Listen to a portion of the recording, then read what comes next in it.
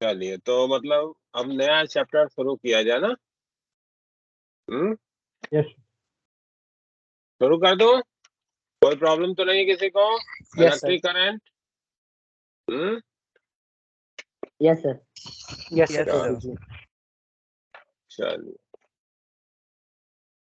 Sir एक बार meeting भी record कर दीजिए सर। मीटिंग वो रिकॉर्डिंग में अभी लगा दिया। Yes sir. मीटिंग को रिकॉर्डिंग में लगा दिया। कुछ बच्चे नहीं ज्वाइन कर पा रहे हो ना आप लोग शायद। Yes sir. बिहार में यस शायद सर। यस बंद हो गया है ना इंटरनेट। इस वजह से ज्यादातर बच्चे शायद नहीं ज्वाइन कर पा रहे हैं, तो कोई बात नहीं, वो मीटिंग रिकॉर्डिंग में है। ठीक है, देखो इधर लगा हुआ है रिकॉर्डिंग, स्टॉप रिकॉर्डिंग दिख रहा है ना। सर। हाँ सर दिख रहा है। रिकॉर्डिंग में लगा हुआ। चलो, तो पिछले चैप्टर में जो हम लोग डिस्कशन कर रहे थे, वो जो भी हमारा सर्किट एलिमेंट था, तो उस पे जो चार्ज था दैट वाज फिक्स्ड कांस्टेंट था, या जो भी फोर्सेस बिटवीन द चार्जेस की बात भी कर रहे थे, तो that was corresponding to the charge when it was at rest. एक सेपरेशन विशेष पे रेस्ट थे, तो उनके बीच के फोर्सेस की बात हम लोग कर रहे थे। अब हम लोग डिस्कशन करेंगे ऐसे सिचुएशन का जिसमें जो है वो चार्ज जो है वो मूविंग होगा, फ्लो कर रहा होगा। ठीक, तो जहां कहीं भी आप कोई एक ऐसा क्रॉस सेक्शन ऑब्जर्व करते हो जिस क्रॉस सेक्शन से certain amount of charge cross कर रहा होता है, तो आप कहते हो कि at that cross section there is an electric current. ठीक है, अब वो जो चार्ज का फ्लो है वो चाहे जिस भी कारण से हो, अगर आपने किसी चार्ज पार्टिकल के बीम को प्रोजेक्ट किया है, जैसे मान लो कि आपने प्रोटॉन का बीम जो है वो प्रोजेक्ट कर दिया है, ऐसे पॉजिटिवली चार्ज पार्टिकल्स हैं and they are moving with certain velocity, है ना, ये सब मूव कर रहे हैं पॉजिटिवली चार्ज पार्टिकल। तो अगर आप कोई सेक्शन लोगे तो इससे सर्टेन अमाउंट ऑफ चार्ज जो है वो क्रॉस कर रहे होंगे, तो आप कहोगे कि there is an electric current.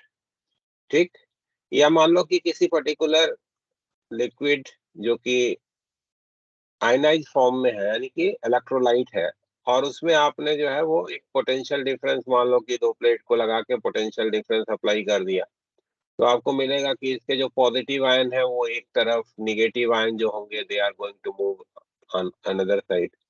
तो आप किसी भी cross section of that particular region में ऑब्जर्व करोगे तो आपको मिलेगा कि there will be a certain charge which is going to cross that section. तो आप वहां भी कहोगे कि there is an electric current.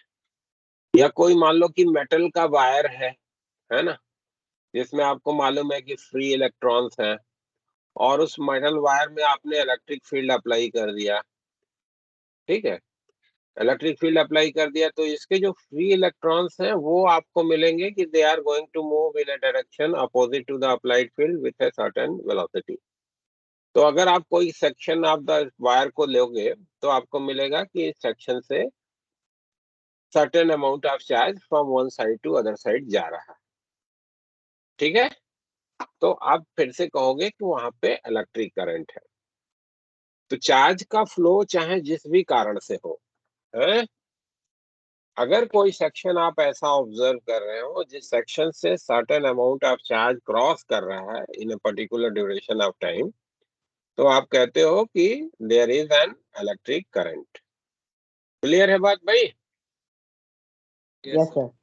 If there is a section, if there is a section through which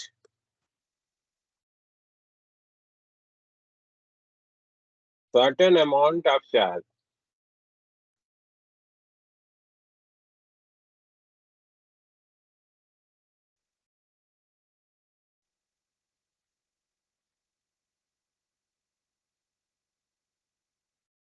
is crossing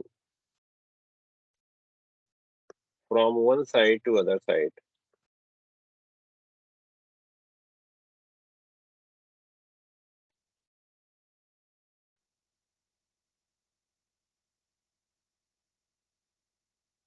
we say that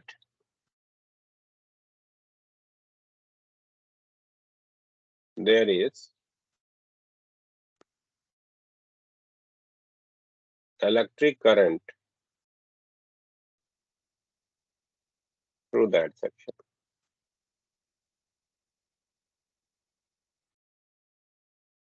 ठीक है। अब किसी भी क्रॉस सेक्शन से क्या इलेक्ट्रिक करंट होएगी उसको कैसे ऑब्जर्व करना है। जैसे मान लीजिए कि ये हमने एक पर्टिकुलर क्रॉस सेक्शन लिया और इस क्रॉस सेक्शन से चार्ज जो है वो ट्रांसफर हो रहा है। एक पॉजिटिव चार्ज है, मान लो कि पॉजिटिव चार्ज है that is going to cross या फ्लो अक्रॉस दिस सेक्शन, इधर से इधर को जा रहा है, पॉजिटिव चार्ज है दैट इज मूविंग। तो अगर एक पर्टिकुलर ड्यूरेशन ऑफ टाइम में आप देखोगे तो इस सेक्शन से certain amount of charge cross करेगा। तो जो Yes, sir. एवरेज करंट हमारी इस सेक्शन से होगी that is charge cross through that section delta Q divided by delta T. Delta T interval of time में अगर delta Q amount of charge cross किया है तो जो average current through that section होएगी that will be recognised to be the delta Q and delta T का ratio. और अगर हमको करंट एट एन इंस्टेंट को लिखना है आई, तो इसी में क्या करेंगे, इस इंटरवल ऑफ टाइम को इन्फिनिटली स्मॉल कर देंगे ना। लिमिटिंग वैल्यू आप इसकी कैलकुलेट कर लोगे, limit delta T approaching to zero, delta Q और डेल्टा टी का जो रेशियो होगा यानी कि D Q D T, rate of charge transfer through that section, it will be recognized as the current through that section, है ना। तो measurement of current के लिए इंफॉर्मेशन क्या हो गया, rate of charge transfer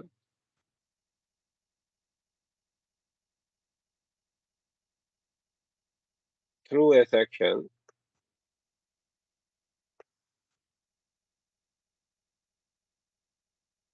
rate किसके साथ लिखना है, टाइम के साथ लिखना है। Through a section is defined as electric current through that section, electric current through that section.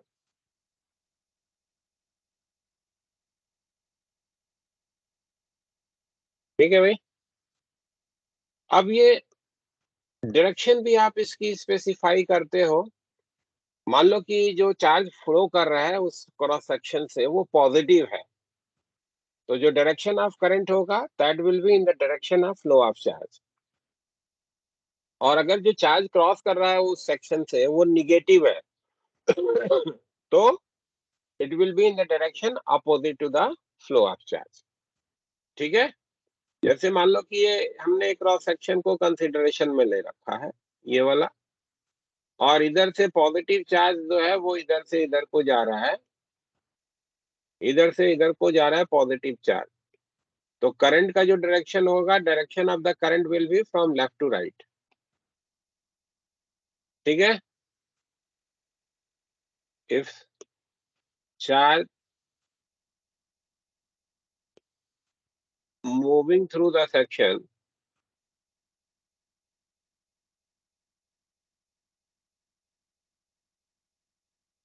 is positive, then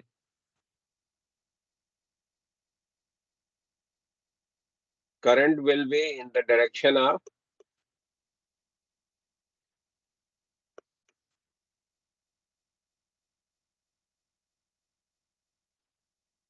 flow of charge। जैसे यहाँ पे जो करंट का डायरेक्शन आप बताओगे, आई का जो डायरेक्शन होगा वो लेफ्ट से राइट की तरफ होगा ना, इधर में करंट का direction left to right.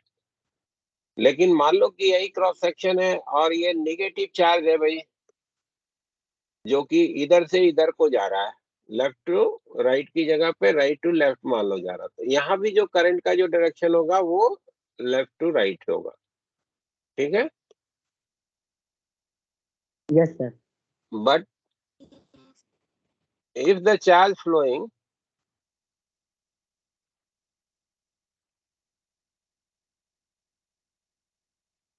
through the section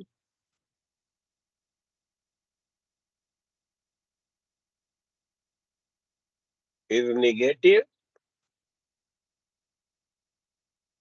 then direction of current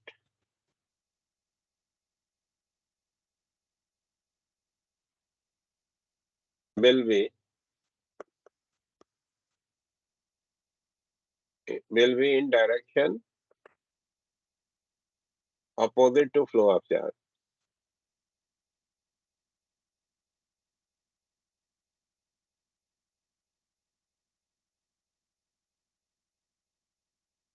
ठीक है, तो ये डायरेक्शन के लिए इंफॉर्मेशन हो गया कि किस पर्टिकुलर सिचुएशन में हमको करंट का क्या डायरेक्शन जो है वो रिकॉग्नाइज करना है। बट एक चीज ये यहाँ पे आपको ध्यान में रखना है, और जानते भी हैं आप लोग, मोस्टली आप में से ज्यादातर लोग जानते हैं कि डायरेक्शन होने के बावजूद ये आपकी जो फिजिकल क्वांटिटी है जिसको आप इलेक्ट्रिक करंट कह रहे हो, that is a scalar quantity, है ना? Yes sir. ठीक है, ये पॉइंट आपको ध्यान में रखना है कि electric current is an scalar quantity.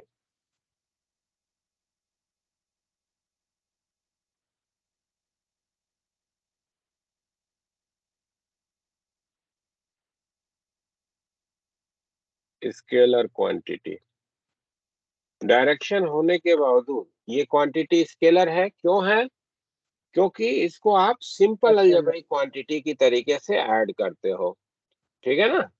ये वेक्टर्स का जो एडिशन का प्रिंसिपल है, जिसमें दो वेक्टर्स के बीच क्या एंगल है, उस पर डिपेंड करता है कि what will be the magnitude of the sum of the two vectors. यहाँ पे ऐसा नहीं है ना? जैसे मान लो कि आपसे बोला जाए कि ये दो वायर्स हैं, इस तरीके से एक दूसरे से इंक्लाइंड है। इस वाले वायर में बोला गया कि 3 एम्पियर की करंट है, और इस वाले वायर में बोला गया कि 2 एम्पियर की करंट है। ठीक है, कूलम पर सेकंड को एम्पियर कहते हैं ना। करंट की जो एसआई यूनिट है, एसआई यूनिट ऑफ करंट आपको मालूम है एम्पियर है, और 1 ampere that is equals to 1 coulomb per second. 1 coulomb per second को 1 एम्पियर के रूप में जो है वो रिकॉग्नाइज करते हो। और आपको इस रजिस्टर में करंट आपसे कोई पूछता है तो आई जो होगा वो आसानी से आप लिख सकते हो 2 + 3 that is equals to 5 ampere, है ना? अब ये दोनों के बीच क्या एंगल है उससे इसका कोई रिलेशन नहीं है। What ever be the angle between the these two wires, 90 degree है तो भी 5 ही होगा, 180 है तो भी 5 ही होगा, हाँ? या 0 है तो भी 5 एम्पियर ही मिलेगा। सिंपल अलजेब्रिक क्वांटिटी की तरीके से ऐड करी जाने वाली है क्वांटिटी हो गई, और इस वजह से आप इसको स्केलर के रूप में जो है वो कैरेक्टराइज करते हो। क्लियर है बात? Yes sir. ठीक है? Yes sir. और ये भी ध्यान में रखिएगा कि ये रेट ऑफ चार्ज ट्रांसफर को रिप्रेजेंट कर रहा है। अगर कोई पर्टिकुलर सिचुएशन ऐसी दी जा रही है जिसमें कि करंट हमारे पर्टिकुलर सेगमेंट में या वायर के थ्रू जो है वो बदल रहा है, तो अगर किसी ड्यूरेशन ऑफ टाइम के लिए आपको charge phloem through that particular wire के बारे में इंफॉर्मेशन पूछी जाएगी, तो आपको प्रोसेस ऑफ इंटीग्रेशन के थ्रू जाना होगा, है ना? अगर वेरिएबल दिया है तो। ठीक है, जैसे मान लो कि आपको कहा गया कि current flowing through a wire, मान लो कि दिया जा रहा है कि current flowing through a wire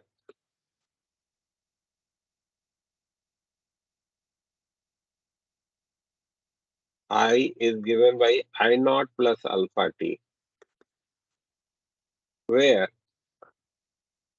I naught equals to 10 ampere and alpha equals to 4 ampere per second. Ampere per second.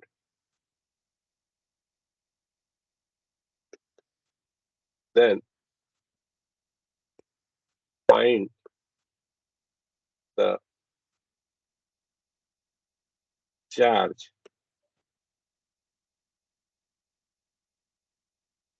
crossed through a section of wire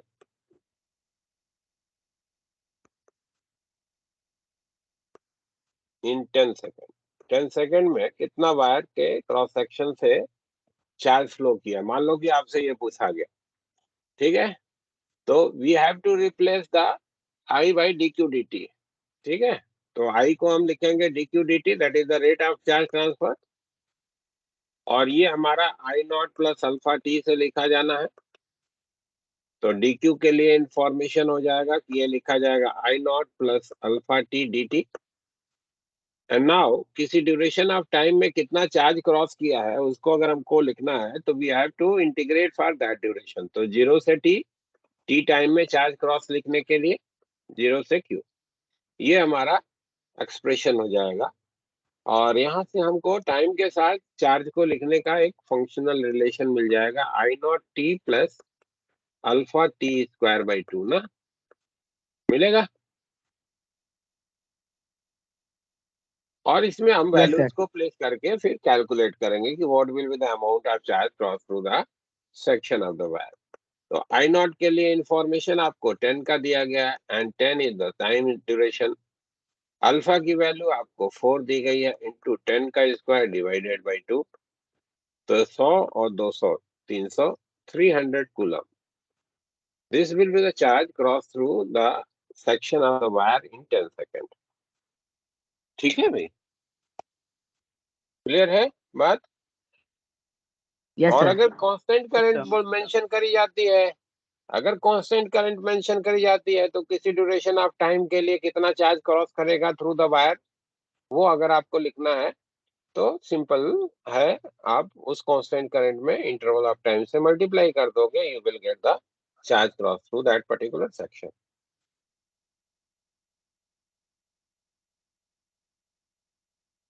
mostly जो हम लोगों को यहाँ पे इलेक्ट्रिक करंट जिसकी बात करनी है यहाँ पे, वो है किसी कंडक्टर के थ्रू इलेक्ट्रिक करंट की बात करनी है। बट ये कंडक्टर के थ्रू इलेक्ट्रिक करंट कहने से कतई ये दिमाग में नहीं रखिएगा कि केवल वायर्स में ही करंट हो सकती है ना। ज्यादातर हम लोग जो डिस्कशन करेंगे उसमें वायर के थ्रू करंट, वायर के थ्रू करंट की बात करेंगे, लेकिन इसका मतलब नहीं है कि करंट के लिए वायर का होना जो है वो जरूरी है। ठीक है, कहीं भी अगर चार्ज का फ्लो है, effectively certain charge from one side to other side जा रहा है किसी भी सेक्शन के, ठीक है, चाहे आपने बीम को प्रोजेक्ट किया है चार्ज पार्टिकल के, या इलेक्ट्रोलाइट के मूवमेंट हुआ है ना, इलेक्ट्रोलाइट में आयंस का मूवमेंट हुआ है, इलेक्ट्रोलाइट में आयंस का मूवमेंट हुआ है और इफेक्टिव चार्ज ट्रांसफर हो रहा है किसी सेक्शन से, तो you will observe that there is an electric current. ठीक है, Yes, sir. Yes, sir. Clear है। अब एक और पैरामीटर या एक और फिजिकल क्वांटिटी को हम लोग यहाँ पे डिफाइन कर लेते हैं, करंट डेंसिटी, है ना। करंट डेंसिटी क्या होती है उसकी भी बात कर लेते हैं।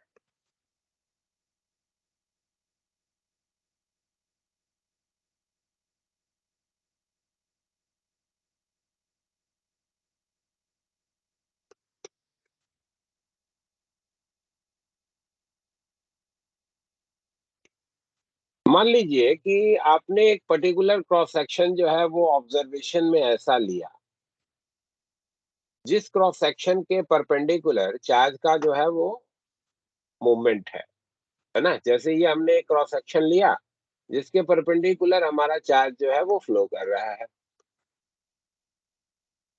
इस क्रॉस सेक्शन के परपेंडिकुलर चार्ज का फ्लो अपीयरेंस में आ रहा है, तो नेचुरल है कि we will observe certain current through that section.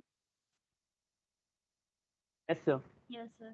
ठीक है ना। Yes, sir. तो जो कुछ भी करंट आपने मान लीजिए कि यहाँ पे ऑब्जर्वेशन में पाया कि अगर इस पर्टिकुलर क्रॉस सेक्शन की एरिया आपने डेल्टा एस कह दी and the current through this section is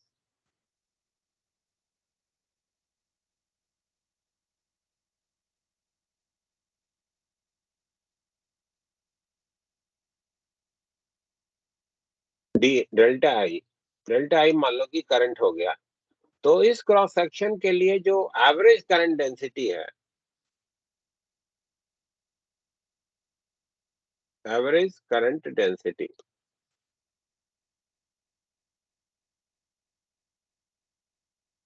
generally current density को हम लोग जे से दिखाएंगे, तो जे एवरेज जो है वो लिखा जाएगा डेल्टा आई और डेल्टा टी का जो है वो डेल्टा एस का जो है रेशियो, ठीक है ना।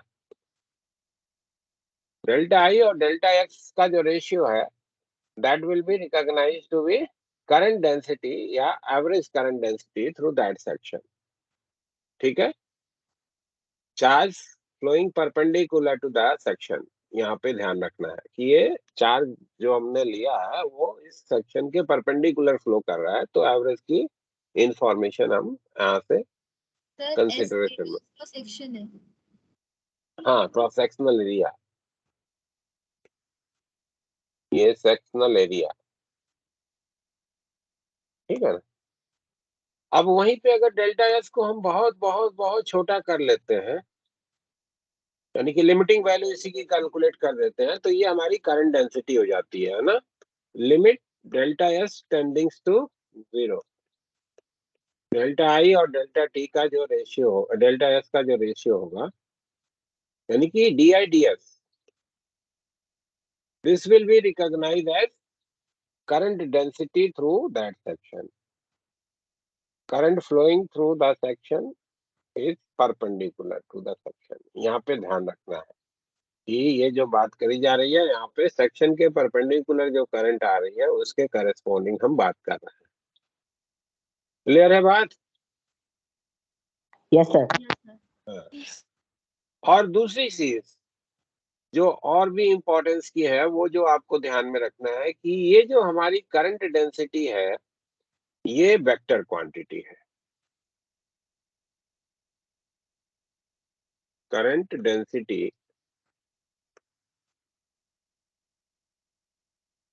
Is a vector quantity,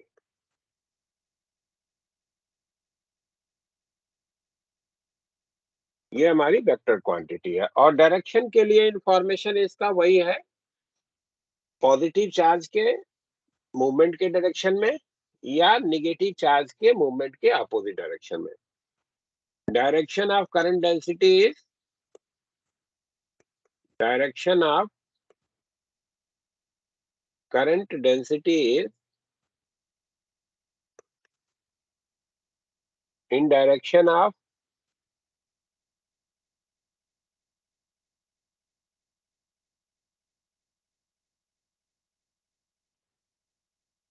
movement of positive charge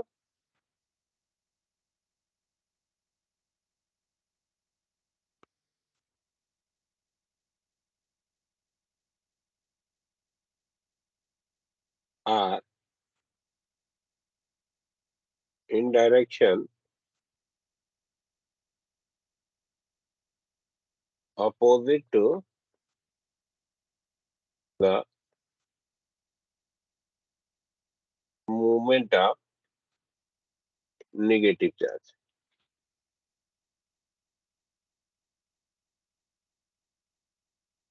ठीक है, पॉजिटिव चार्ज के जो करंट का डायरेक्शन को देने का तरीका बताया वही हमारा करंट डेंसिटी का भी तरीका है। पॉजिटिव चार्ज के कारण अगर इलेक्ट्रिक करंट आ रही है तो जो करंट चार्ज का फ्लो का डायरेक्शन है वही करंट डेंसिटी का डायरेक्शन हो जाएगा, और अगर नेगेटिव चार्ज के कारण करंट आ रही है, के मूवमेंट के कारण करंट आ रही है, तो चार्ज के फ्लो के अपोजिट डायरेक्शन में हम करंट डेंसिटी के डायरेक्शन को रिकॉग्नाइज करेंगे। ठीक है भाई। अब देखो, मान लो कि अब एरिया जो आप कंसिडरेशन में ले रहे हो, किसी पोजीशन पे आपको करंट डेंसिटी की इंफॉर्मेशन है कि that is in this direction, और एरिया जो आपने कंसिडरेशन में लिया है ऐसे वो उस डायरेक्शन के साथ सर्टेन एंगल पे, मान लीजिए कि इस पर्टिकुलर पोजीशन पे ये हमारा जे का डायरेक्शन है, और एरिया हमने जो कंसिडरेशन में ली that is like this one, इधर की तरफ ये एरिया वेक्टर हो गया डीएस वेक्टर। तो आपके पास बहुत क्लियर इंफॉर्मेशन ये बना भाई कि जैसे जैसे आप इस एरिया का इंक्लिनेशन चेंज करते जाओगे वैसे वैसे जो charge crossing through this area होगी वो बदलती जाएगी। Yes sir. अगर यही एरिया आप ऐसे रख दो, सेम एरिया है, चार्ज इधर की तरफ फ्लो कर रहा है, उसके परपेंडिकुलर रख दो, तो आपके पास इंफॉर्मेशन होगा कि इस पर्टिकुलर एरिया से जो चार्ज क्रॉस कर रहे होंगे उनकी संख्या ज्यादा होगी एज कंपेरिजन टू ये जो पोजीशनिंग है उसके। Yes sir. वहीं पे अगर Yes. मान लो कि चार्ज हमारा जो फ्लो कर रहा है that is in this direction और हम एरिया जो है वो इसी के पैरेलली ऐसे रख दें, तो हमको क्या मिलेगा कि चार्ज का फ्लो तो है इस सेक्शन पे, बट इस जो क्रॉस सेक्शन हम कंसिडरेशन में ले रहे हैं उस क्रॉस सेक्शन के थ्रू कोई भी चार्ज क्रॉस नहीं कर रहा है ना। तो current through this particular cross section क्या बोला जाएगा, it will be zero even there is a flow Yes. Of charge, है ना।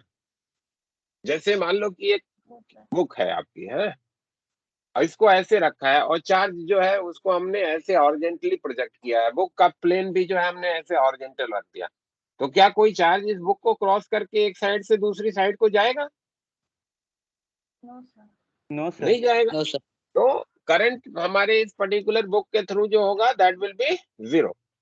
तो इसी बात को अगर हम लोग मैथमेटिकली रिप्रेजेंट करना चाहें तो एरिया को अगेन जैसे हम लोग इलेक्ट्रिक फील्ड का फ्लक्स लिख रहे थे उसी तरीके से एरिया को अगेन अगर मान लो कि हम वेक्टर मान लें और डायरेक्शन ऑफ द एरिया जैसे देने का तरीका पहले बनाया गया था कि perpendicular to the area that will be the direction of the area, तो जो डॉट प्रोडक्ट होगा that will be the measurement for the current through that particular cross section. ठीक है ना। यानी कि flux of current density through any area will represent current through that area, है ना। फ्लक्स ऑफ करंट डेंसिटी, ये क्यों देते हैं? डॉट प्रोडक्ट से क्यों देते हैं?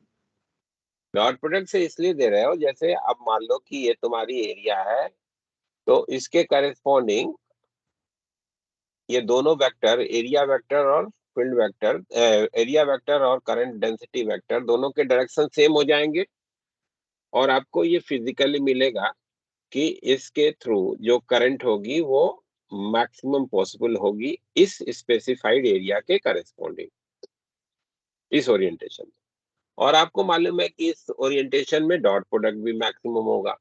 और अगर आपने इस एरिया को ऐसे प्लेस कर रहे हो तो ये जो एरिया वेक्टर है उसका डायरेक्शन इधर की तरफ हो जाएगा और डॉट प्रोडक्ट आपको मिल रहा है कि that is zero.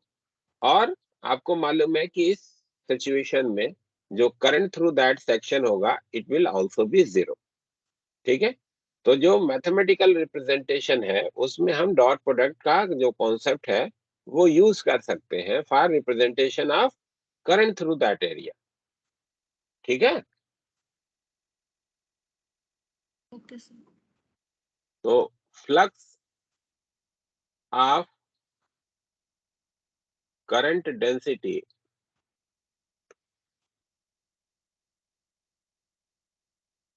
Through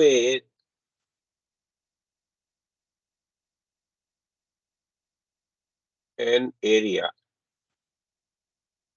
is current through that area।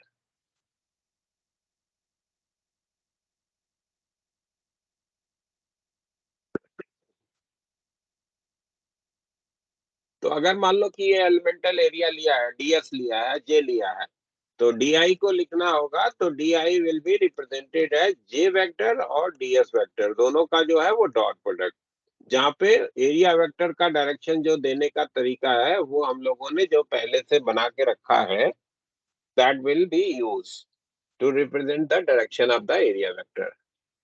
ठीक है ना। अब मान लो कि किसी फाइनाइट एरिया के लिए हमको जो है करंट के बारे में ऑब्जर्वेशन बनानी है तो क्या करेंगे, एक एलिमेंटल एरिया चूज करेंगे, उसके लिए हम फ्लक्स को लिखेंगे करंट डेंसिटी का, and then after we are going to integrate that particular functional relation for the whole area. तो जे डॉट डीएस क्या हो जाएगा यहाँ पे, J into DS into cos theta, ये इस पर्टिकुलर एरिया के करेस्पॉन्ड JDS cos थीटा लिखा जाएगा ना, this will be the current. Yes, sir. ठीक है, Yes. और फिर हम इसी को इंटीग्रेट करेंगे for finite area.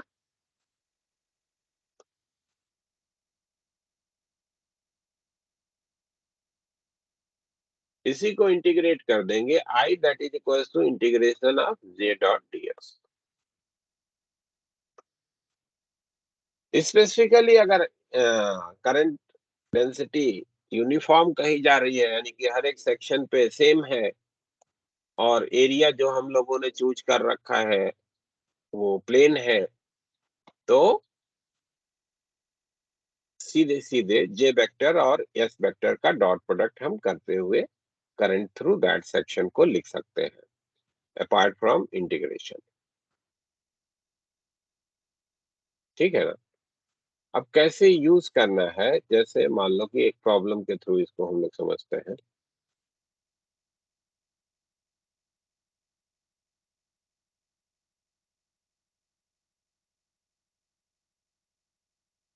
Current density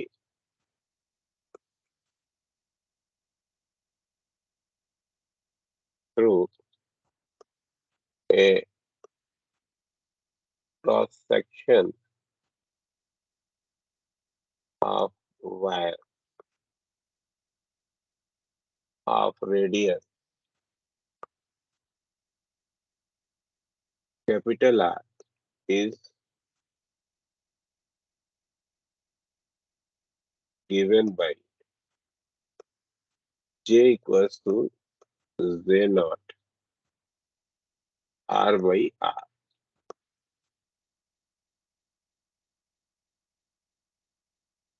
in the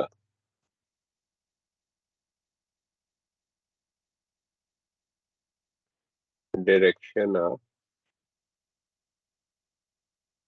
axis of wire।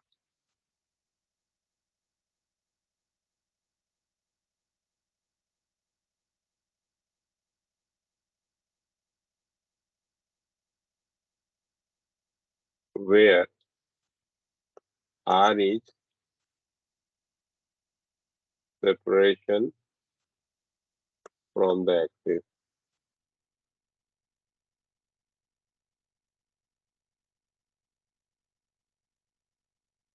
Find the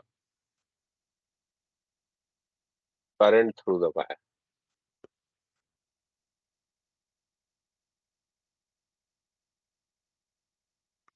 मान लीजिए कि आपको ये पूछा जा रहा है कि एक वायर कह दिया, ये हमारा एक वायर हो गया, R रेडियस का वायर हो गया, ऐसे ये इसका एक्सिस हो गया वायर का।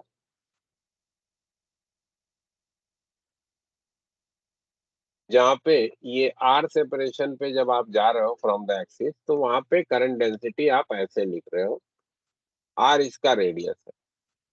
तो आपको बताना है कि इस वायर के थ्रू कितनी करंट फ्लो कर रही है, इस पूरे वायर के थ्रू करंट के बारे में ऑब्जर्वेशन हमको बनाना है। तो भाई एक चीज तो इंफॉर्मेशन के रूप में बना हमको कि जो करंट डेंसिटी है वो एक्सिस से जो सेपरेशन है उसका फंक्शन है।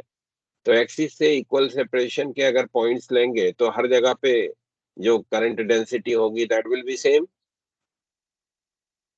होगी ना। Yes, sir. Yes, तो sir. अगर मान लो कि हम इस वायर में एक इस तरीके का एलिमेंटल रिंग बना लें जिसका रेडियस जो है वो R का कह दिया और dr जिसकी रेडियल विड्थ कह दी, है ना, R रेडियस कह दिया और dr इसकी विड्थ कह दी, तो बड़े आसानी से हम लोग ये कह सकते हैं कि इस पर्टिकुलर एलिमेंटल रिंग के हर पोजीशन के करेस्पॉन्डिंग जो करंट डेंसिटी होगी that will B same. Yes, sir. कह सकते हैं। Yes, sir. और हमें हमारे पास ऑब्जर्वेशन है कि जो DI होगा इस पर्टिकुलर क्रॉस सेक्शन के थ्रू वो J डॉट DS से लिखा जाना है। एरिया वेक्टर और जो हमारा करंट डेंसिटी वेक्टर है both are of the same direction, है ना। इधर ही हमारा एरिया वेक्टर भी बन गया। ये एलिमेंटल रिंग जो लिया उसके लिए एरिया वेक्टर का यही डायरेक्शन और करंट डेंसिटी वेक्टर का भी यही डायरेक्शन है। तो जे डॉट डी एस हम सिंपली जे डी एस से लिख सकते हैं। Yes sir. लिख सकते हैं ना। तो डी आई जो हमारा इंफॉर्मेशन बना कि करंट थ्रू दैट सेक्शन क्या होगा, तो वो लिखा जा सकता है J nought R by capital R into D S. This will be the current through the elemental ring जो हम लोगों ने चूज करा है। अब इस रिंग का हमको एरिया लिखना है डीएस। तो ये वाला जो हैचिंग दिखा रहे हैं, इस हैचिंग वाले पोर्शन की एरिया लिखनी है। तो इसको हम क्या लिख सकते हैं? 2 पाई आर डी आर लिख सकते हैं क्या? Yes sir. Yes sir. तो जो डी आई हमारा इधर में बनेगा कि डी आई ये लिखा जा सकता है जे नॉट आर डिवीजन में capital R into 2 pi are D R. This is the D S. Yes sir. तो हमने एक एलिमेंटल रिंग लिया और उसके करेस्पॉन्डिंग करंट को रिकॉग्नाइज करा कि 2 pi J nought R square by R D R है। और इसी को क्या करना है, इस पूरे पूरे वायर के क्रॉस सेक्शन के लिए सम करना है, यानी कि इंटीग्रेट करना है। तो आर की वैल्यू 0 से कैपिटल आर तक, it will give us the current through the wire. Yes sir. Yes, sir.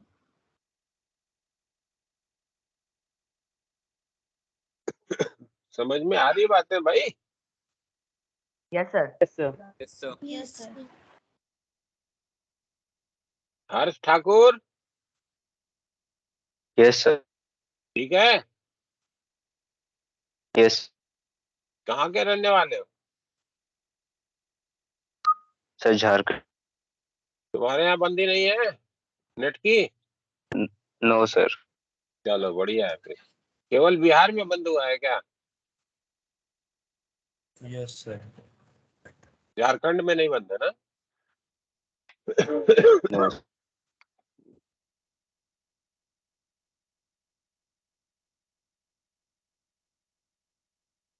आई जो हो जाएगा ये 2 pi J not by are, ये तो मेरा कांस्टेंट है, इंटीग्रेशन से बाहर निकल गया।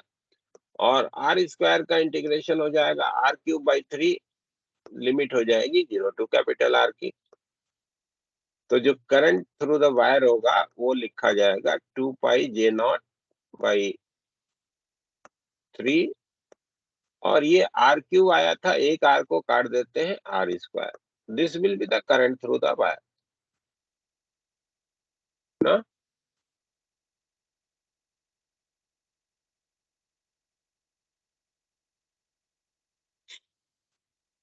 Yes sir.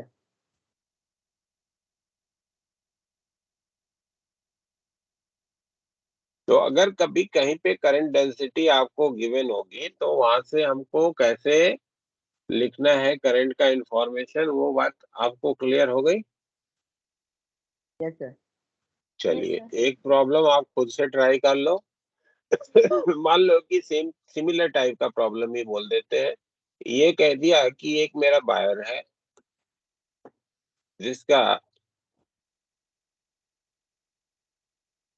रेडियस हमने कह दिया कि आर का है, और जो करंट डेंसिटी है वो along the axis of the wire है, J का direction along the axis of the wire है, and its magnitude is given by J naught 1 minus R by capital R, where R is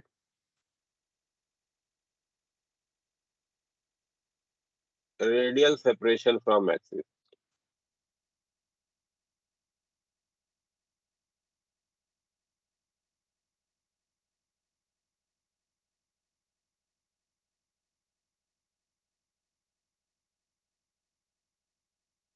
Find current through the wire.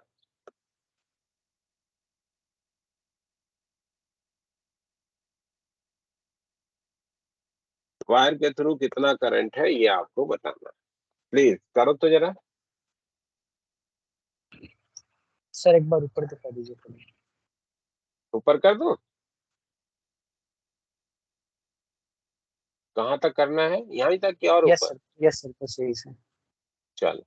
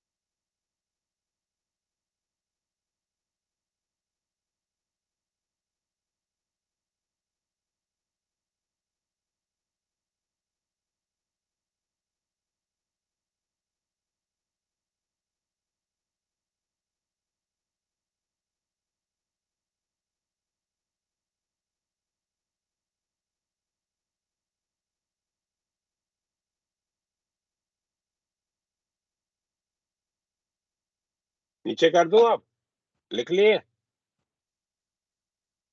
Yes sir. Yes sir कर दीजिए। चलो इसका किसी ने workout किया तो बोले व्हाट इज द आंसर।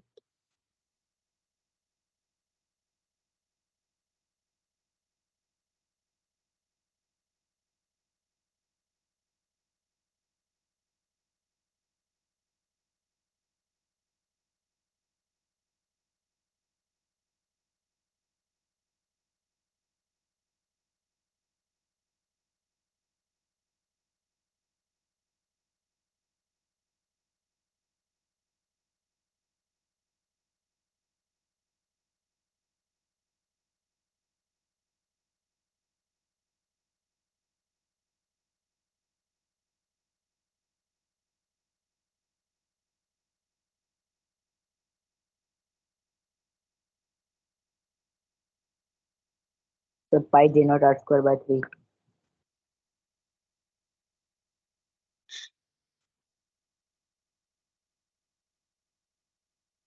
और भी किसी को मिला क्या?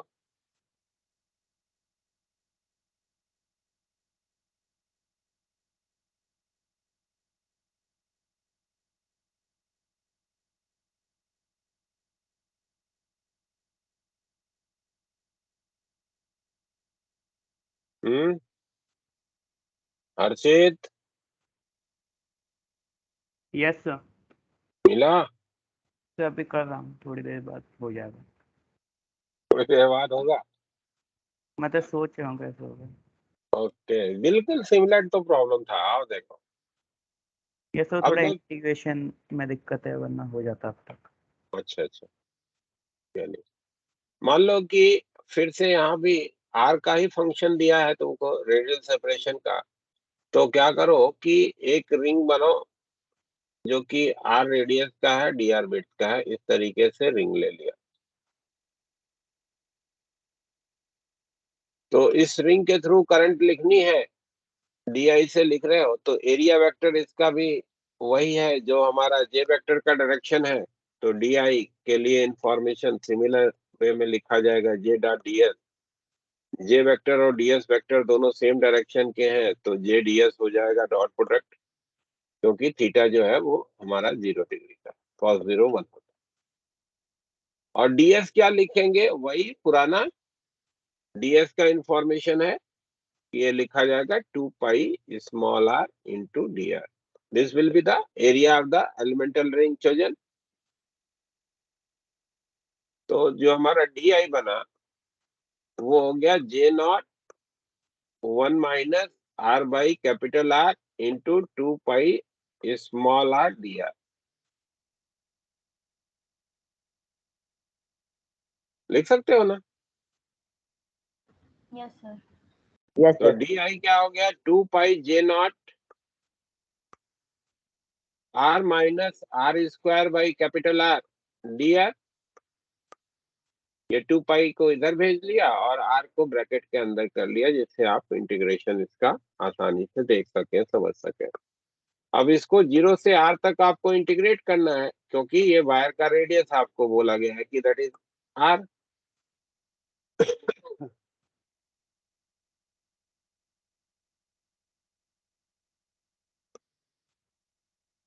लेफ्ट साइड तो I हो गया, इधर में 2 पाई J नॉट कांस्टेंट है, बाहर निकाल लिए।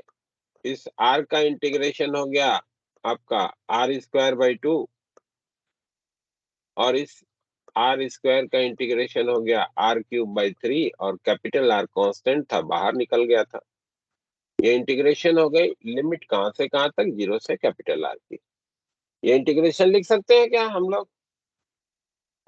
Yes yes sir. Yes, sir. Yes, sir. तो I का इंफॉर्मेशन हमारा क्या बना, ये लिखा जाएगा 2 पाई J नॉट, और ये हो जाएगा R²/2 माइनस का R³/3 R। 6 को कर दो एलसीएम, तो 2 पाई J नॉट,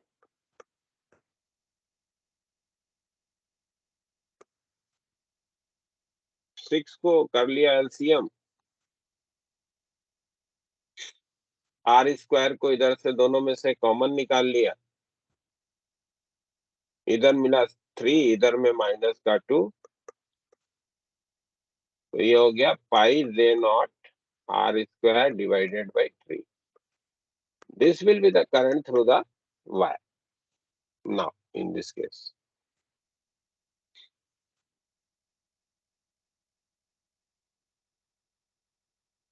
ठीक है, तो ऐसे अगर हमको कभी किसी पर्टिकुलर सेक्शन के लिए करंट डेंसिटी का इंफॉर्मेशन दिया हो और किसी एक फाइनाइट एरिया के लिए करंट लिखने की बात करी जा रही हो, तो J डॉट ds करेंगे और फिर उसको इंटीग्रेट कर करके पूरा सेक्शन के लिए कितनी करंट है उसके बारे में ऑब्जर्वेशन बना सकेंगे। कोई डाउट तो नहीं किसी को? No No, sir. No, sir. लिख लिया है? Yes, sir.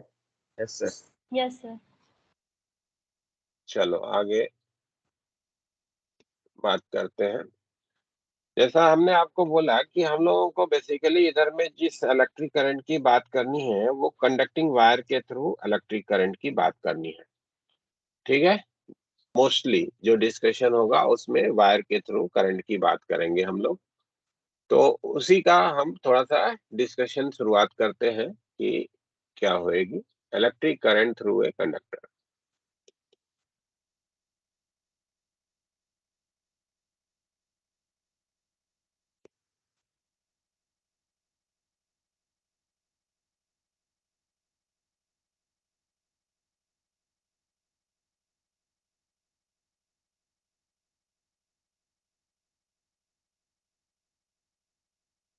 ये मान लो कि कोई एक कंडक्टर का वायर है, तो कंडक्टर आप किसको कहते हो भाई?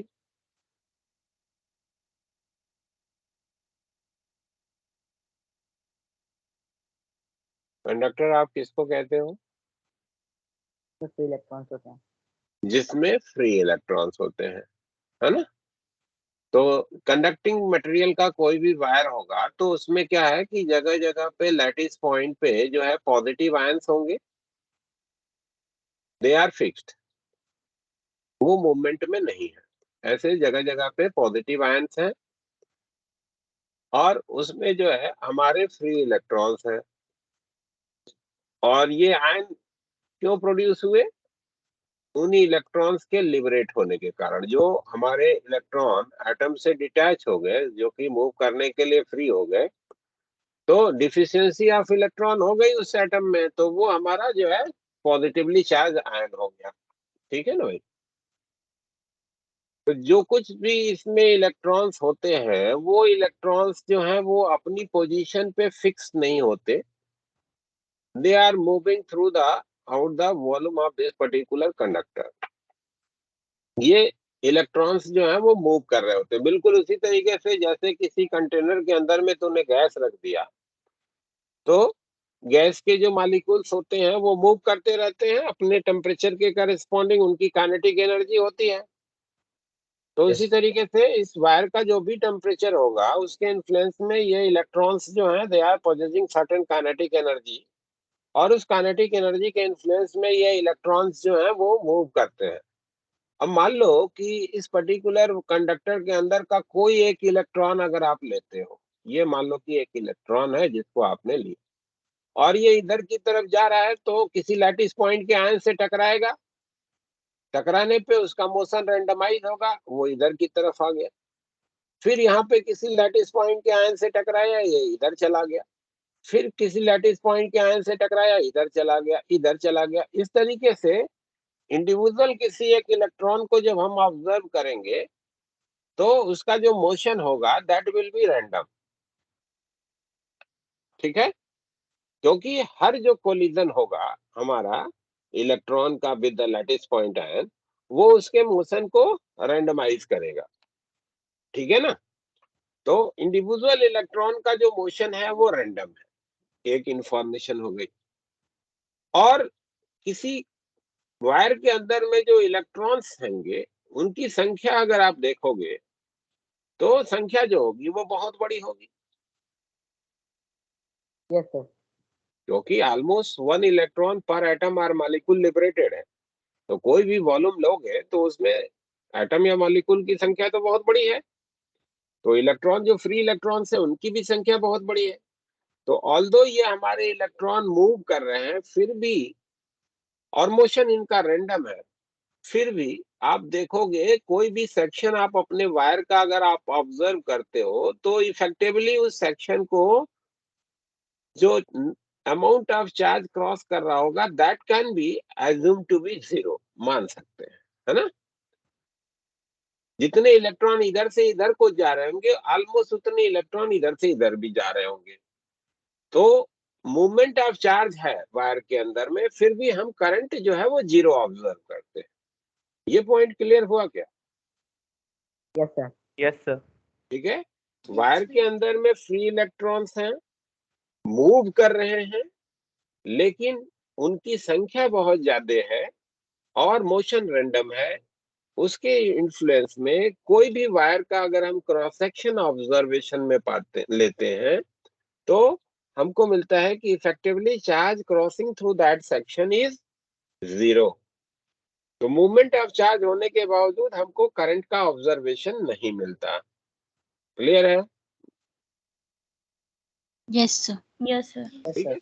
चार्ज का मूवमेंट है फिर भी हम करंट ऑब्जर्व नहीं कर रहे। लेकिन मान लीजिए कि अब हम इसी पर्टिकुलर कंडक्टर को ले रहे हैं और इसमें हम इलेक्ट्रिक फील्ड अप्लाई कर दे रहे हैं। इधर से इधर को इलेक्ट्रिक फील्ड हमने अप्लाई कर दिया इस कंडक्टर में, इस डायरेक्शन में इलेक्ट्रिक फील्ड अप्लाई कर दिया। तो अब क्या होगा भाई?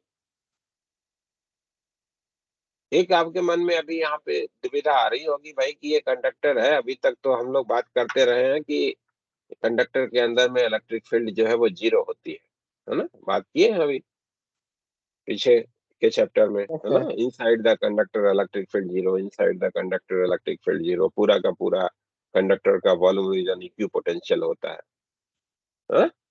पिछला चैप्टर तो इसी बेसिक कॉन्सेप्ट पे कंडक्टर के लिए बेस्ड था ना। Yes sir. Yes sir. तो मे भी आपके मन में ये कंफ्यूजन बन सकता है कि भाई अभी तो कल के दिन तक कह रहे थे कि कंडक्टर के अंदर फील्ड नहीं होता है, अब यहाँ पे फील्ड कैसे कह रहे हैं। तो इस बात को समझने के लिए कि ये कंडक्टर के अंदर फील्ड कैसे हो आ रहा है, कैसे स्टेब्लिश हो सकता है, इस बात को समझने के लिए उस पर्टिकुलर ऑब्जर्वेशन को जिसके अकॉर्डिंग हम लोगों ने ये जज किया था कि कंडक्टर के अंदर इलेक्ट्रिक फील्ड जीरो है, उसको फिर से एक बार रिकॉल करिए आप, उसके बारे में एक बार फिर से सोचिए, है ना। क्या बताया था हमने कि जैसे मान लो कि ये कोई कंडक्टर है और इस कंडक्टर को आपने ले जाकर के इलेक्ट्रिक फील्ड रीजन में प्लेस कर दिया, है ना। इलेक्ट्रिक फील्ड रीजन में आपने इसको प्लेस कर दिया, तो ये जो इलेक्ट्रिक फील्ड है उसके कारण हमारे जो इसमें फ्री इलेक्ट्रॉन्स है उस पे इधर की तरफ फोर्स लगा और उसके इन्फ्लुएंस में ये इलेक्ट्रॉन आकर के इधर की तरफ इकट्ठा होने लगे, है ना। इसी तरीके से एक्सप्लेन किया था ना ये इलेक्ट्रॉन Yes, आकर sir. के इधर वाले सरफेस पे इकट्ठा होने लगे, और चूंकि पूरा का पूरा कंडक्टर न्यूट्रल है तो उसके इन्फ्लुएंस में इधर वाला सरफेस आप देखोगे तो उस पे जो है पॉजिटिव चार्ज अपीयरेंस में आने लगेगा। पॉजिटिव चार्ज और निगेटिव चार्ज सेपरेटेड हो गए तो एक इलेक्ट्रिक फील्ड इधर की स्टेब्लिश हो गई। आपने फील्ड लगाया था लेफ्ट टू राइट, और चार्ज का जो रीअरेंजमेंट हुआ उसके कारण फील्ड हुई राइट टू लेफ्ट।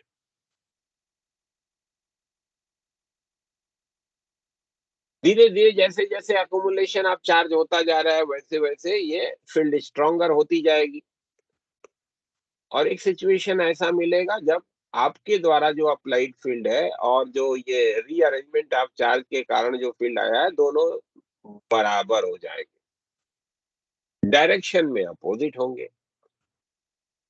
तो नेट फील्ड हमारे उस कंडक्टर के अंदर में 0 हो जाती है, और फर्दर जो चार्ज यहाँ पे आ गए हैं उसमें चेंजेस नहीं आता। ठीक है, इसी तरीके से एक्सप्लेन किया गया था ना। Yes, sir. Yes sir. लेकिन मान लो कि आपने कुछ ऐसा अरेंजमेंट बना दिया, ऐसा अरेंजमेंट बनाया कि इधर में जो इलेक्ट्रॉन आ रहे हैं जो यहाँ पे इकट्ठा हो रहे थे उनको इकट्ठा नहीं होने दिया, इधर से इनको निकालते जा रहे हो, और इधर जो पॉजिटिव चार्ज आ रहा है उसको इलेक्ट्रॉन की सप्लाई के द्वारा जो है कंपनसेट करते जा रहे हो, इधर से इलेक्ट्रॉन निकाल रहे हो और इधर में इलेक्ट्रॉन जो है देते जा रहे हो, तो क्या होगा, इधर में निगेटिव चार्ज और इधर में पॉजिटिव चार्ज अकोमुलेट नहीं होगा। तो Yes, ये sir. जो एक्यूमुलेशन ऑफ चार्ज या रीअरेंजमेंट ऑफ चार्ज के कारण ये जो फील्ड इस्टेब्लिश हो रही थी, जो जनरेट हो रही थी, वो फील्ड नहीं आ पाएगी, और जो आपने फील्ड लगाया है वो फील्ड जो है एज इट इज कंडक्टर के अंदर इस्टेब्लिश हो जाएगी। Yes sir.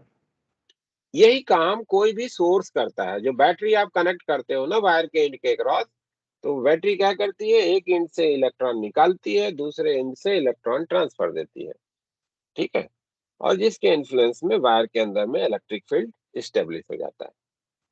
तो डायनेमिक कंडीशन में field inside the conductor, electric field inside the conductor होगा, ठीक है, आप चार्ज का फ्लो मेंटेन कराओगे, फील्ड होगा। उसके लिए आपको एक सोर्स लगाना पड़ेगा जो कि क्या करे, इधर से इलेक्ट्रॉन निकाले और इधर को इलेक्ट्रॉन ट्रांसफर दे, है ना, तो वो हमारी फील्ड स्टेब्लिश हो जाएगी।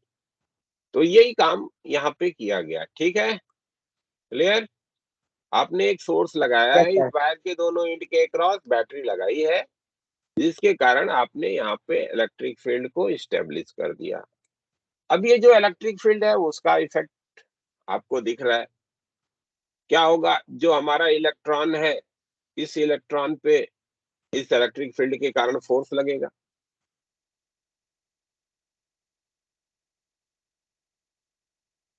लगेगा, Yes, Yes, sir. sir. और वो फोर्स किधर लगेगा, इस इलेक्ट्रिक फील्ड के कारण इलेक्ट्रॉन पे फोर्स इधर लगेगा,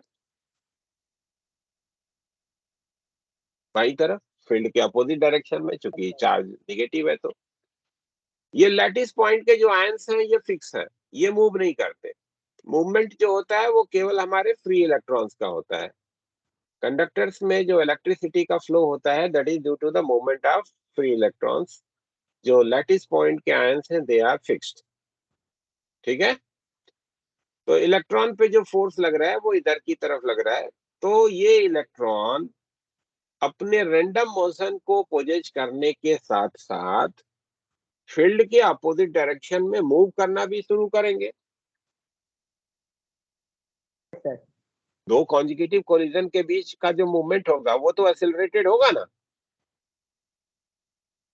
Yes, sir. एक बार कोलिजन हुआ, मोशन रैंडमाइज हुआ, फिर अगले कोलिजन के बीच का जो ड्यूरेशन है, भले ही वो ड्यूरेशन बहुत छोटा है, बट उस ड्यूरेशन ऑफ टाइम के लिए उसका मोशन एक्सेलरेटेड होगा ना फील्ड के अपोजिट डायरेक्शन में। तो उसके इन्फ्लुएंस में क्या होगा कि ये हमारे जो है वो इलेक्ट्रॉन्स फील्ड के अपोजिट डायरेक्शन में ऑन एन एवरेज एक वेलोसिटी से जो है वो मूव करना शुरू करते हैं। वो एवरेज वेलोसिटी जिससे आप इन इलेक्ट्रॉन्स को मूव करता हुआ मान सकते हैं, उसको आप नाम देते हैं ड्रिफ्ट वेलोसिटी। ठीक है, उस वेलोसिटी को क्या नाम दिया गया? Drift velocity. तो आप चाहो नोट करना तो नोट कर लो। ठीक है, inside a conducting wire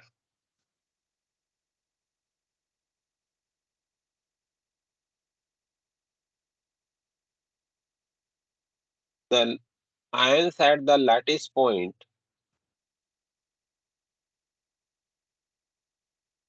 the ions at the lattice point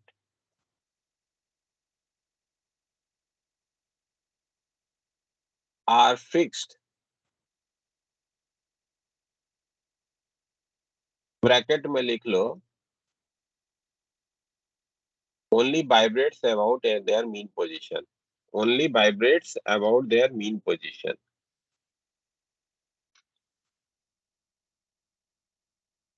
fix से मेरा मतलब है कि इफेक्टिव मूवमेंट नहीं है, केवल वाइब्रेशन होता है। ठीक है, ions at the lattice points are fixed bracket में only vibrates about their mean position।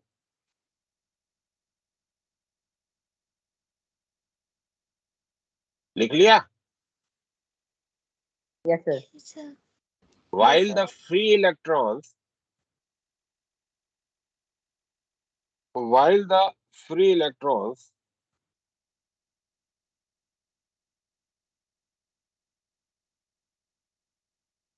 are moving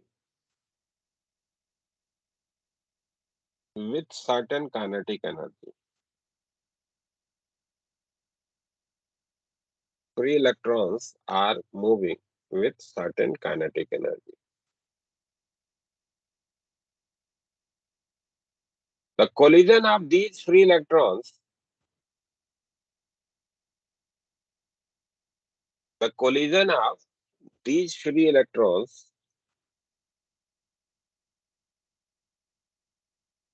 with lattice point ions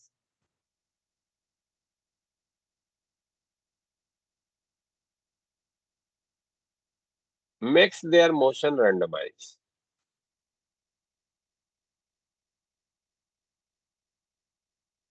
makes their motion randomized।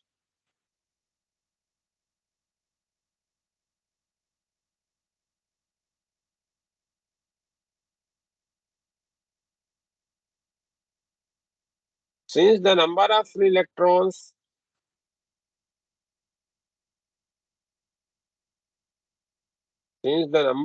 electrons are very large,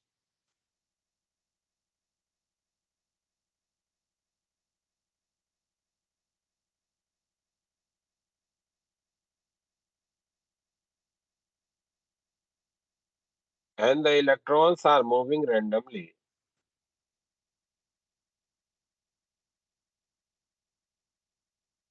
and the electrons are moving randomly,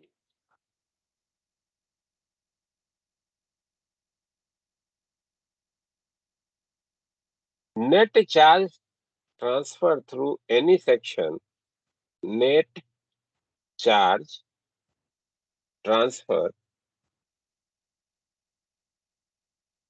through any section of wire is zero।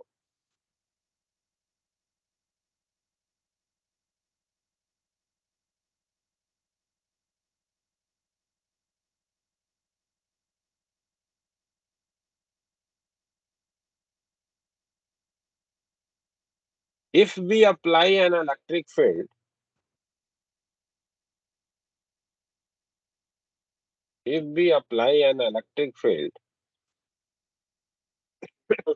inside the wire,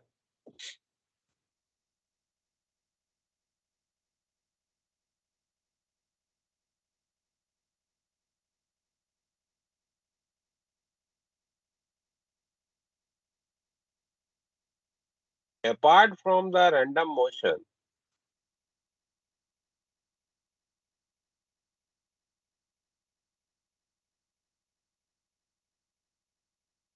apart from the random motion.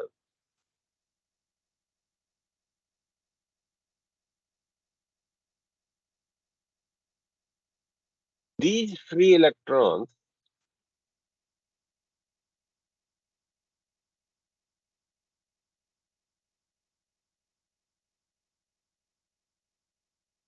starts moving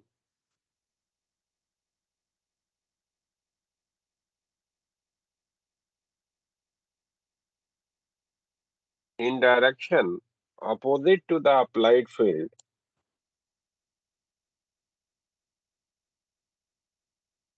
In the direction opposite to the applied field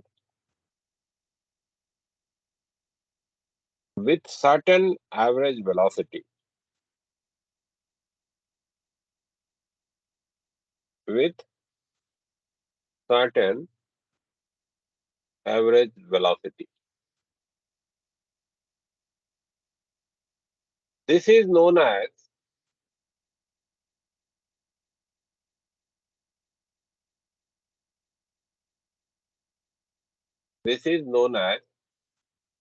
drift velocity.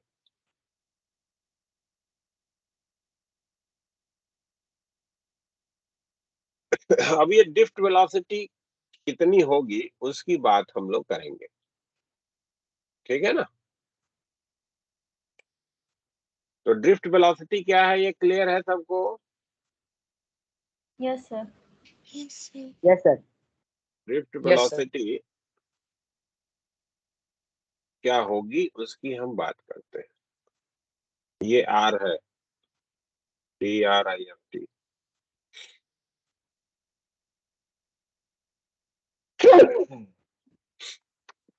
मान लो कि किसी particular wire के corresponding हम बात कर रहे हैं जिसमें हमने फील्ड जो है वो ई की अप्लाई करी है। टोटल नंबर ऑफ जो फ्री इलेक्ट्रॉन्स हैं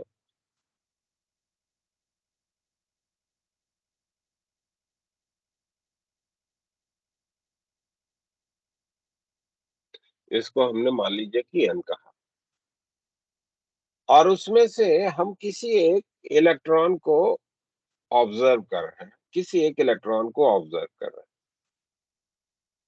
हैं जस्ट आफ्टर द कोलिजन, है ना। उसकी वेलोसिटी को मान लिया हमने, कहा कि ui का है। Let one electron is moving with velocity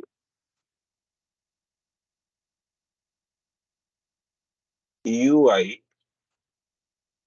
is just after a collision.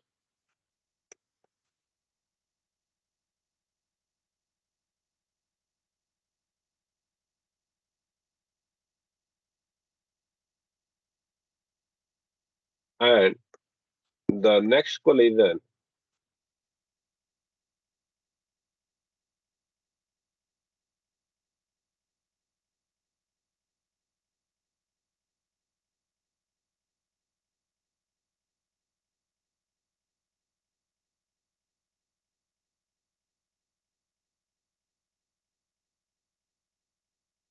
is at time t, ठीक है। जस्ट आफ्टर कोलिजन इसकी जो वेलोसिटी है वो ui की है, और अगला जो कोलिजन इसका होने जा रहा है वो t टाइम के बाद होने जा रहा है। तो ये जो t टाइम है इस टाइम में वो एक्सेलरेटेड मूव करेगा। Yes, Yes, sir. sir. तो एक्सेलरेशन इसका कितना होगा? Acceleration of the electron, acceleration of electron UE by M. EE by M. between two consecutive collision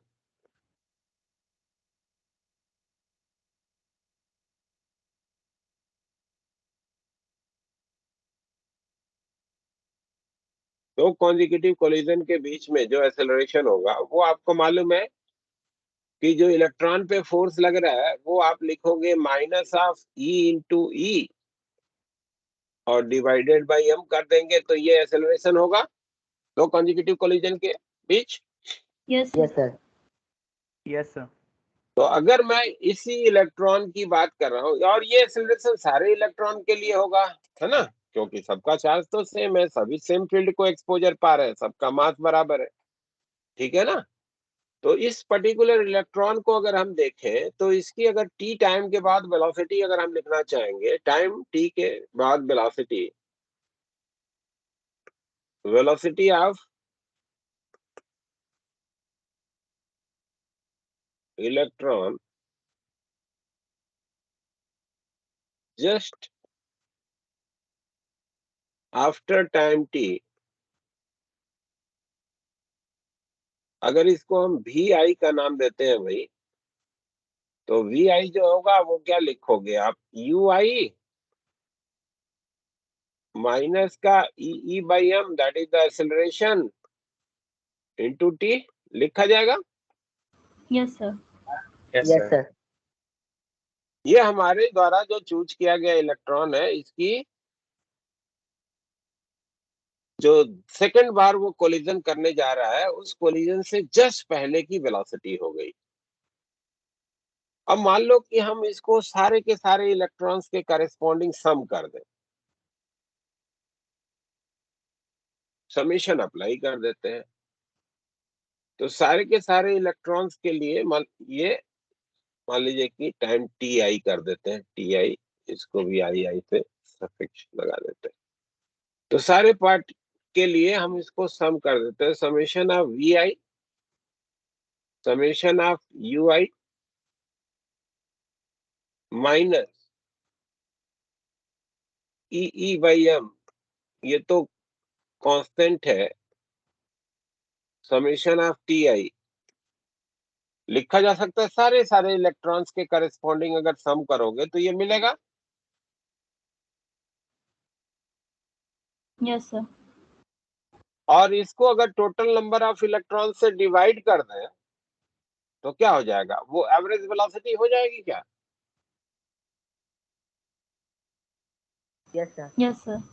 तो इसको मान लो कि मैं n टाइम्स जोड़ दिया, i फ्रॉम 1 to n, इधर में i from 1 to n, i from 1 to n लिख दे, और टोटल नंबर ऑफ इलेक्ट्रॉन्स से इसको डिवाइड कर दे जो कि उसमें है, तो यही तो हमारी एवरेज वेलोसिटी हो गई, जिससे हम इन इलेक्ट्रॉन्स को मूव करता हुआ मान सकते हैं in the direction opposite to the applied field, that is the drift velocity, कह सकते हैं इसको।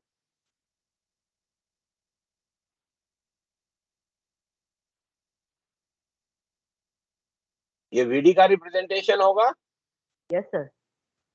और ये वाले टर्म को आप देखो, तो ये वाला जो टर्म है वो just after the collision individual electron की जो है वो वेलोसिटी इसका सम है, और कोलिजन आपको बोला कि मोशन को रेंडमाइज कर रहा है, और रेंडमाइजेशन मतलब इफेक्टिव वेलोसिटी 0। Yes, sir. तो ये जो समेशन होगा it will be 0।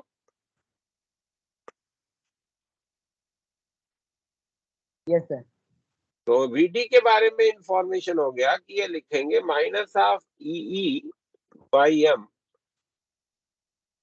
Into summation of T I divided by n, that is representation for the drift velocity।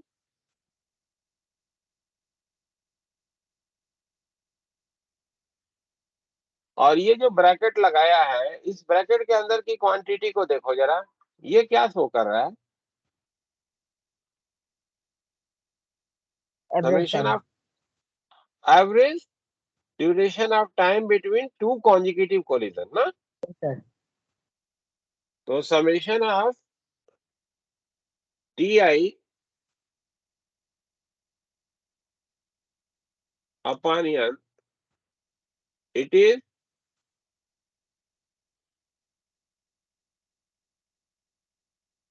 Average duration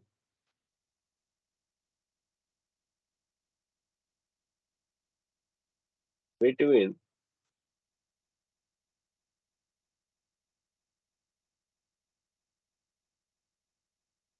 two consecutive collision।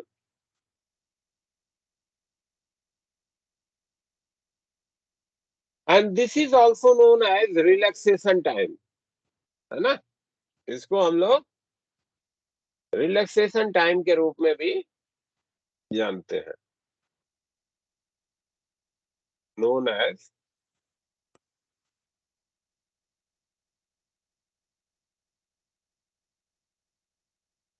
Relaxation time. Let it be represented by tau, summation of T I upon N, इसको हम tau का नाम दे देते हैं. तो drift velocity को लिखने का इंफॉर्मेशन क्या हो गया कि drift velocity will be given by minus of E tau divided by M.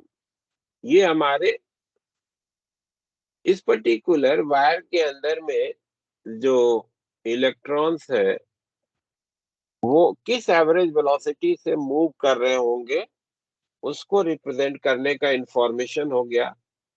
और ये जो माइनस साइन है वो ये दिखा रहा है कि these electrons will move in a direction opposite to the applied field. जिधर आपने फील्ड अप्लाई किया है उसके अपोजिट डायरेक्शन में ये हमारे इलेक्ट्रॉन्स जो होंगे वो मूव कर रहे होंगे. ठीक है ना भाई? Yes, sir. Yes, sir. Although ये वेलोसिटी जो आपको मिलती है प्रैक्टिकली वो बहुत छोटी होती है, बट यही जो ड्रिफ्टिंग है इलेक्ट्रॉन्स की, है ना, ये कुछ मिलीमीटर पर सेकंड में मिलती है ना. तो यही जो ड्रिफ्टिंग है हमारे इलेक्ट्रॉन की, that is responsible for flow of current in that particular wire. ठीक है? Yes, sir. Yes. अब आओ जरा देखते हैं कि ये जो ड्रिफ्ट वेलोसिटी हम लोगों ने निकाली और जो वायर में करंट डेंसिटी होगी उसके बीच का क्या रिलेशन बनता है.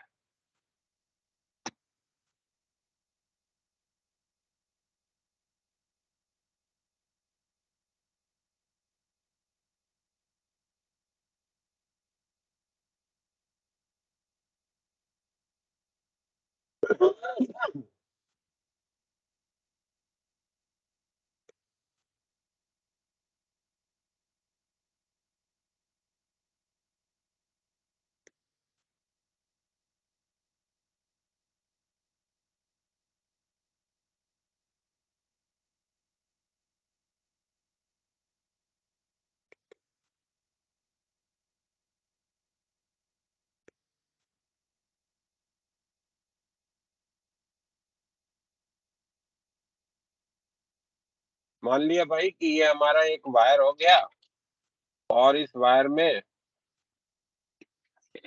हाँ, बोलिए. कितने आए बच्चे? बच्चे आज तो कम है, आज तो 21 है वो.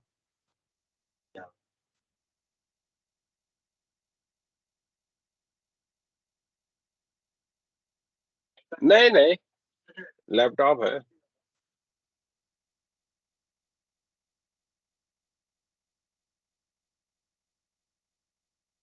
मान लीजिए कि ये पर्टिकुलर वायर है, इसमें आपने इलेक्ट्रिक फील्ड स्टेब्लिश करी है and that is in this direction, इधर की तरफ इलेक्ट्रिक फील्ड है.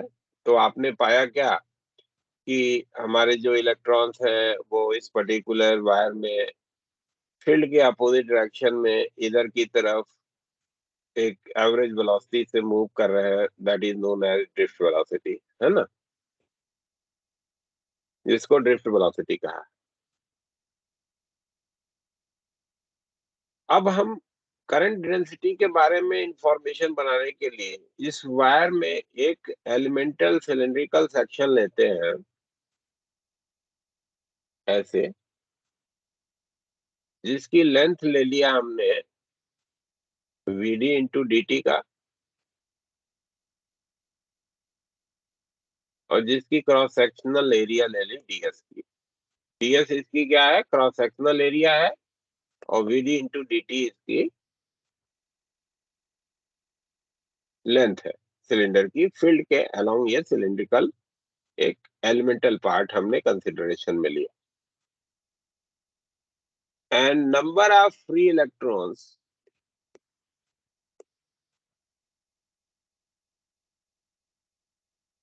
पर unit volume of this wire is there. ये हमारे इस वायर के मटेरियल की प्रॉपर्टी है. ये किसकी प्रॉपर्टी है? Property of the wire material. Property, कितने इलेक्ट्रॉन फ्री होंगे पर यूनिट वॉल्यूम, वो उस वायर के मटेरियल पे डिपेंड करेगा। Property of material, wire material.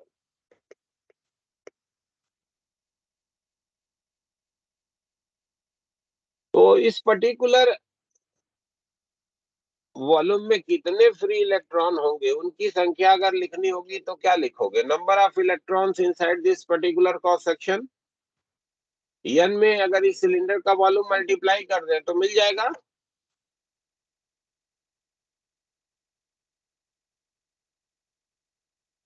बोलो भाई। Yes, sir. Number of free electron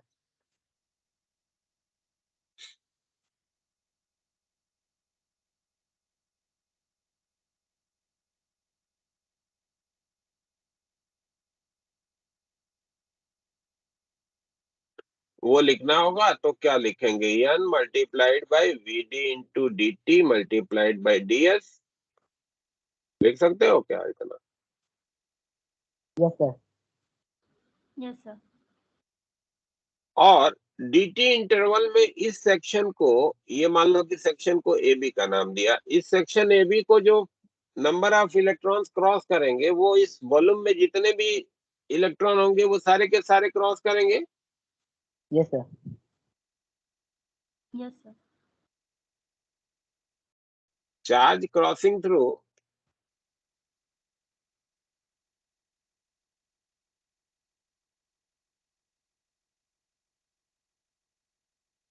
section AB in dt time interval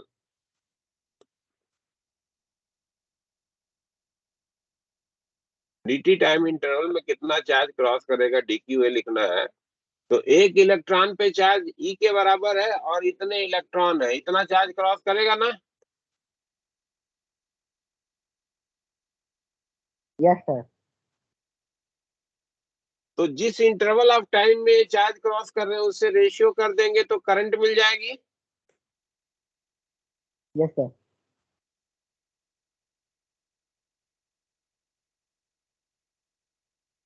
current through section D I,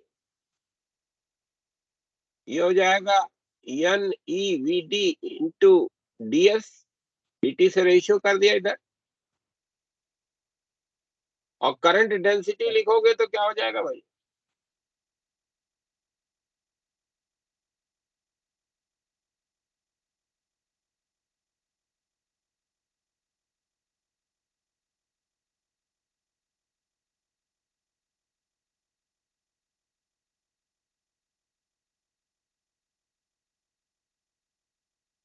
D I D S होगा, that will be the current Yes, sir. Density. और ये आपको मिल गया N E V D का।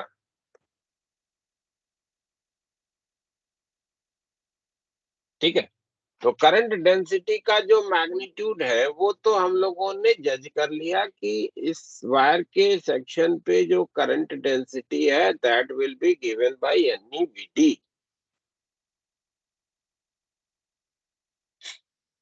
और direction of current density क्या होती है? Direction of current.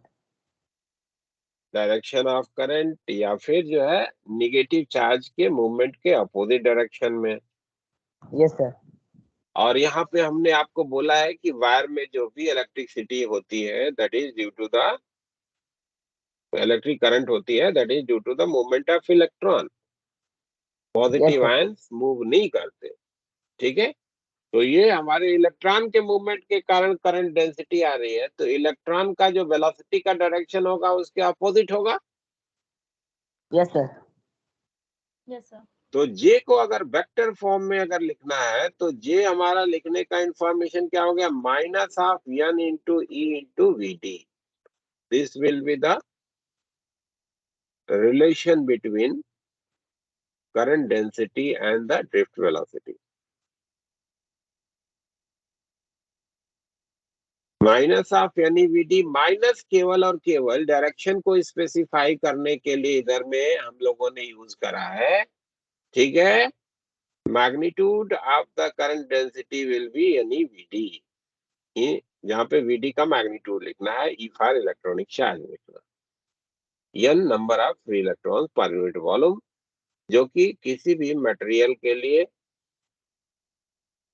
या तो गिवन रहेगा या ऐसा इंफॉर्मेशन रहेगा जिससे आप कैलकुलेट कर सकें। जैसे बोल दिया कि पर एटम जो है एक इलेक्ट्रॉन लिबरेटेड है, ये आपको बोल दिया है, तो क्या करोगे?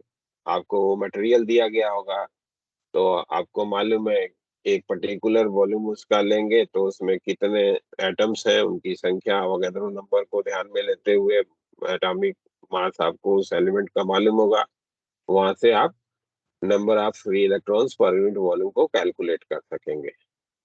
ठीक है ना? जैसे डेंसिटी दे देगा, मटेरियल का नाम मेंशन कर देगा, तो आप वहां से एटॉमिक मास इसका मालूम है ना, मटेरियल का, तो आप वहां से जो है कैलकुलेट कर सकते हो कि यूनिट वॉल्यूम में कितने जो है वो एटम्स हैं, और हर एटम पे एक इलेक्ट्रॉन फ्री है, तो कितने फ्री इलेक्ट्रॉन्स होंगे यूनिट वॉल्यूम में, दैट कैन बी कैलकुलेटेड। हाँ, प्रॉब्लम के थ्रू इसको समझेंगे हम लोग। ठीक है ना? तो एन का या तो वैल्यू आपको गिवन रहेगा मटेरियल के लिए, या ऐसा आपको डाटा रहेगा जिससे आप number of free electron for that material आप कैलकुलेट कर सके। ई आपको मालूम ही है, अगर ड्रिफ्ट वेलोसिटी दे दी जाए तो जे निकाल लोगे, या जे दिया रहेगा तो ड्रिफ्ट वेलोसिटी वहां से कैलकुलेट कर लोगे। ठीक है ना? Yes, sir. It's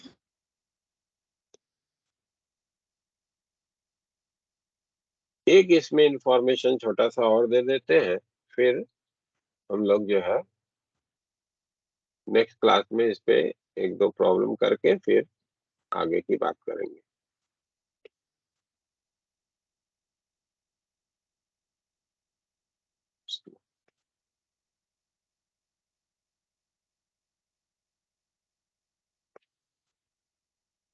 वीडी का इंफॉर्मेशन हमने पहले से बनाया है,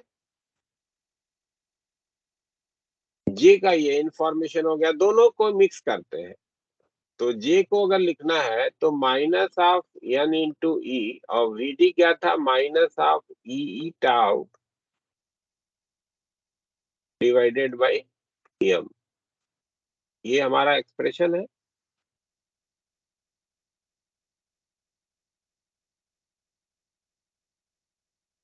वीडी इतना ही निकाला था ना अभी, ड्रिफ्ट वेलोसिटी। Yes, sir. तो जे का एक्सप्रेशन क्या हो गया, N E square tau divided by M multiplied by E. इसको थोड़ा सा अरेंज करके ऐसे भी तो लिख सकते हैं क्या? Yes, sir. अब ये जो ब्रैकेट में क्वांटिटी हमने लिखी है, इसको जरा देखो। जे का डायरेक्शन पहले तो ये बन गया कि जो फील्ड का डायरेक्शन है वही जे का डायरेक्शन होगा, है ना? जो Yes. इलेक्ट्रिक फील्ड जिस डायरेक्शन में आप अप्लाई किए हो वायर में, वही जो है करंट डेंसिटी का भी डायरेक्शन होगा। और दूसरी चीज क्या दिख रहा है, ये ब्रैकेट वाली क्वांटिटी को देखिए, तो ई और एम ये तो यूनिवर्सल कांस्टेंट है, yes, sir. Yes, sir. N material पे डिपेंडेंट कांस्टेंट है, Yes, sir. मटेरियल पे डिपेंडेंट कांस्टेंट बोला कि मटेरियल पे डिपेंड करेगा कि कितने फ्री इलेक्ट्रॉन्स होंगे पर यूनिट वॉल्यूम। और ये जो टाउ है, ये दो कॉन्जिक्यूटिव कोलिजन के बीच का टाइम है ना? दो कॉन्जिक्यूटिव कोलिजन के बीच का टाइम इस बात पे डिपेंड करेगा कि लैटिस पॉइंट पे जो आयंस हैं वो कितने दूर दूर हैं। Yes, sir. और साथ साथ इस पे भी डिपेंड करेगा कि वो आयंस अपने मीन पोजीशन के इधर उधर कितने एम्पलीट्यूड से वाइब्रेट कर रहे हैं, है ना? जितना वाइब्रेशन का एम्पलीट्यूड बड़ा होगा, उतना ही कोलिजन की फ्रीक्वेंसी ज्यादा होगी, जल्दी जल्दी कोलिजन होगा इलेक्ट्रॉन का उनके साथ, है ना? Yes, sir. Yes, sir. तो ब्रैकेट के अंदर की quantity N E square tau by M, ये आपको क्या मिला कि it is a constant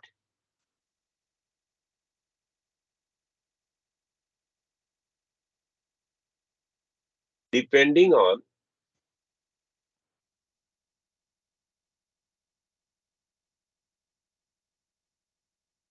material of the wire and its temperature. जितना आप टेम्परेचर बढ़ाओगे उतना ही वाइब्रेशन का एम्पलीट्यूड जो होगा वो बड़ा होगा, है ना। तो उतना ही फ्रीक्वेंसी ऑफ कोलिजन बड़ी होगी, उतना ही टाइम इंटरवल दो कॉन्जिक्यूटिव कोलिजन का कम होगा। ठीक है, तो ये वायर के मटेरियल और उसके टेम्परेचर पे डिपेंडेंट एक कांस्टेंट है जिसको आप नाम देते हैं electrical conductivity, known as electrical conductivity। ठीक है ना, सिग्मा से जनरली दिखाते हो, तो J equals to sigma into E, ये हमारा एक रिप्रेजेंटेशन बन गया and it is known as Ohm's law. ठीक है, J equals to sigma into E. Sigma क्या है? इलेक्ट्रिकल कंडक्टिविटी है। ठीक है भाई, Yes, sir. ये Yes, sir. आपका ओम का नियम है। और आप जो ओम का नियम जो फ्रिक्वेंटली यूज करते हैं, V equals to I R करते हैं, याद भी होगा मोस्टली सबको। तो Yes. उस फॉर्म में हम इसको फिर कल जो है ट्रांसफॉर्म करेंगे। अभी यहीं पे आज की क्लास को जो है एंड करते हैं। ठीक है ना, यहीं Yes, से sir. आगे कंटिन्यू Yes, sir. करेंगे कल की क्लास।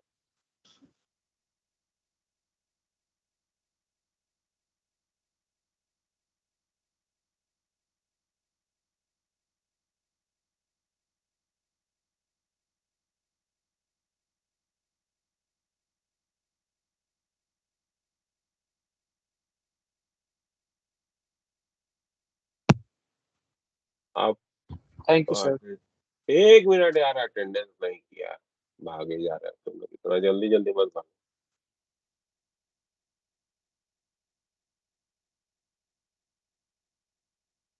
अटेंडेंस अटेंडेंस बिल्कुल जी।